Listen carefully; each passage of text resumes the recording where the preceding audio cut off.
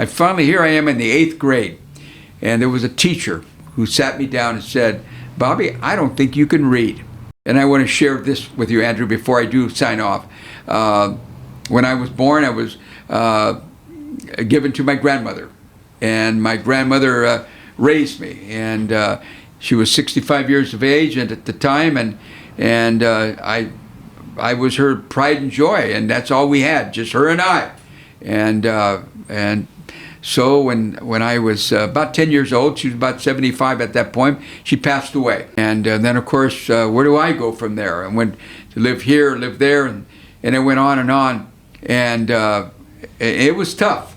And I went from one grade to the next grade, one school to the next school. And this is the shout out for the teachers. Here I am in the 8th grade, and there was a teacher who sat me down and said, "Bobby, I don't think you can read. I think that's your problem. That's why you're always running up and down the halls. That's why you're that kid that we just can't seem to control. So I'm going to sit you down every day after school, and we're going to go over every single grade that you may have been asleep.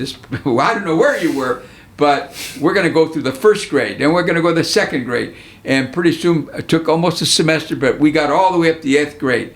By the time I got done with her, I became competitive. I was on the honor roll. I changed my life. Wow, I could read. It changed my entire life because of that one teacher. And she devoted herself, and I know she did it for so many others, but she did it for me. But to that school teacher, that might be you, don't give up on that kid just because he's a little troublemaker. Sit him down, and you'll find that somewhere along the line, he needs some remedial education and a lot of love. And that's what that teacher did for me. And so I thank our school teachers out there, and thank you so very much for doing that.